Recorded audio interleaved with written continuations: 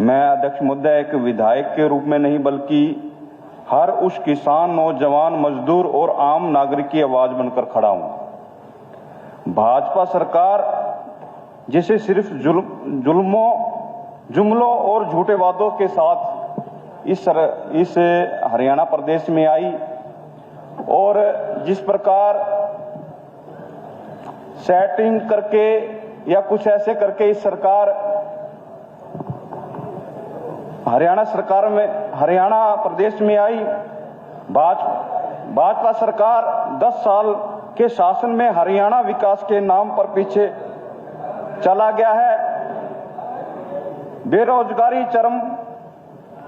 चरम पर है, किसान बदहाल है, कानून व्यवस्था ध्वस्त हो चुकी है और भ्रष्टाचार अपने उच्चतम स्तर पर आ गया है। इस सरकार ने हर वर्ग को धोखा दिया है। हरियाणा बेरोजगारी में नंबर 1 भर्ती परीक्षा लीक हो रही है और यह एक बार नहीं कई बार परीक्षाएं जो अपने नौजवान परीक्षाएं देने के लिए जाता है उनको हमेशा ये आशा होती है कि हम बिना पर्ची और बिना खर्ची के साथ लगे, परंतु जिस प्रकार वो परीक्षा देने के लिए जाता है तो उनको पता चलता है भी आज परीक्षा नहीं हो रही, पेपर लीक हो गया है। और जिस प्रकार से किसानों एमएसपी पर वादा करके भी एमएसपी पर फसल खरीदी जाएंगी, परंतु उनके खातों में जो कम पैसा आ रहा है और एमएसपी का जो अपना पूरा का पूरा जो एमएसपी पर जो पैसा मिलना चाहिए था उनको नहीं मिल पा रहा। अध्यक्ष महोदय, जिस प्रकार मैं आपको ध्यान दिलाना चाहता हूं, मेरे क्षेत्र पर 2023 में बाढ़ आई, उस बाढ़ में किसानों को कितना मुआवजा मिला अभी तक पता नहीं चला। कई किसानों को तो मुआवजा मिल चुका है परंतु कई किसानों को मुआवजा नहीं मिल पाया, क्योंकि इसका मैं जब क्षेत्र में जाता हूं तो पता चलता है कि एक भाई को मुआवजा मिल गया परंतु दूसरे भाई को उस बाढ़ग्रस्त फसलों पर मुआवजा नहीं मिला। और अध्यक्ष महोदय, जिस प्रकार हरियाणा सरकार वादा कर रही है कि भ्रष्टाचार को खत्म कर दिया गया है और भ्रष्टाचार हर एक कार्यालय में पैसे के ले देकर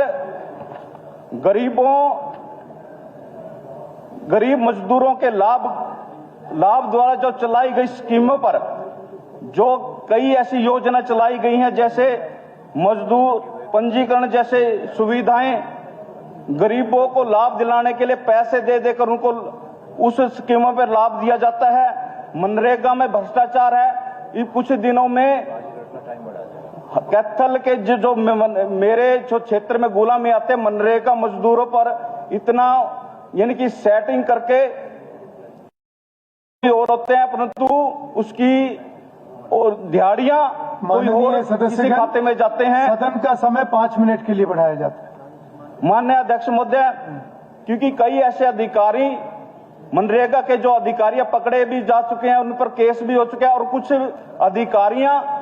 अधिकारी सेटिंग के माध्यम से बचना भी चाहते हैं। मैं आपसे निवेदन करना चाहता हूं के माध्यम से कि ऐसे भ्रष्ट अधिकारियों को छोड़ा ना जाए।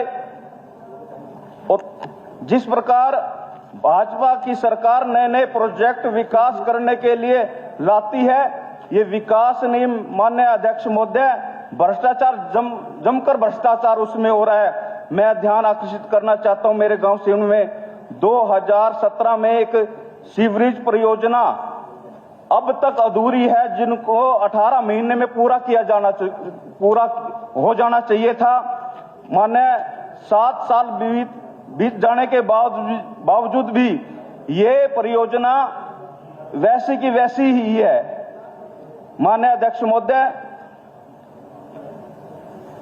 मैं ध्यान आकर्षित करना चाहता हूं आपका, जिस प्रकार पानी परियोजनाएं, जो कई प्रकार की परियोजनाएं थी, स्वच्छता के लिए परियोजना, भ्रष्टाचार और सरकारी लापरवाही की दलदल में धंसी हुई है।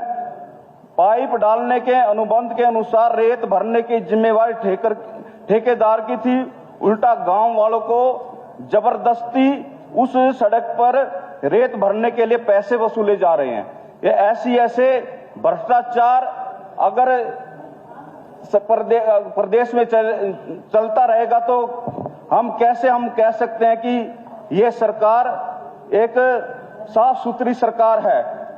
माननीय अध्यक्ष जी, एक और आपके संज्ञान में विषय लाना चाहता हूं कि हमारा क्षेत्र में गांव भागल आता है जिसमें सब डिवीजन बननी चाहिए थी। 2021 में ये सब डिवीजन कागजों में तैयार है, परंतु माननीय अध्यक्ष महोदय, क्योंकि अभी तक वहां कुछ नहीं चल रहा, बल्कि वहां के जो कई क्षेत्र हैं, जो कई गांव हैं, उस गांव के लोगों को बहुत परेशानी उठाई जा रही है। जिस प्रकार सरकार कह रही है भी सबका साथ सबका विकास, परंतु वोट लेने के लिए क्या एक ऐसी घोषणा करते रहते हैं, क्या अमली जमा पढ़ाने का भी काम करेंगे कि नहीं करेंगे।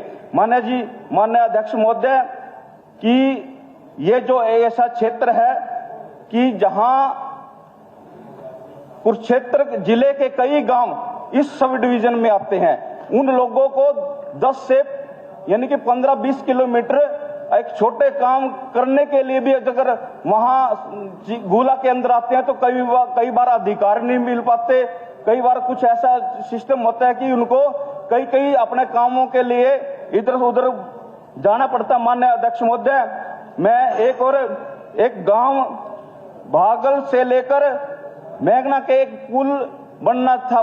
माननीय अध्यक्ष महोदय, घग्गर नदी है और उस घग्गर नदी पर एक पुल बनना था, लगभग 5 साल हो गए हैं, वो पुल अभी तक नहीं बना।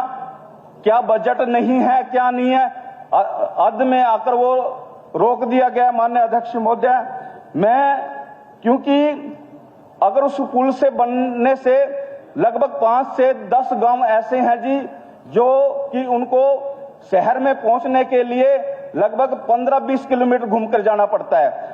अगर सरकार कहती है कि हम हर एक बच्चे को शिक्षा देने के लिए लड़की पढ़ाओ लड़की बचाओ का एक नारा दिया था। माननीय अध्यक्ष जी, जब छोटे बच्चियां अगर इस क्षेत्र से लगभग स्कूल में जाएंगी, कॉलेज में जाएंगी, तो 20-25 किलोमीटर से घूमकर अगर वहां जाएंगे तो किस प्रकार से हम बच्चों को पढ़ाने का काम करेंगे।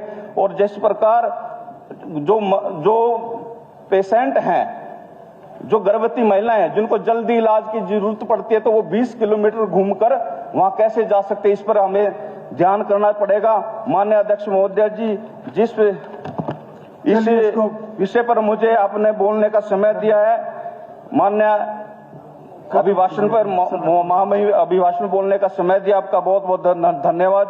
जय जवान, जय किसान, जय हरियाणा।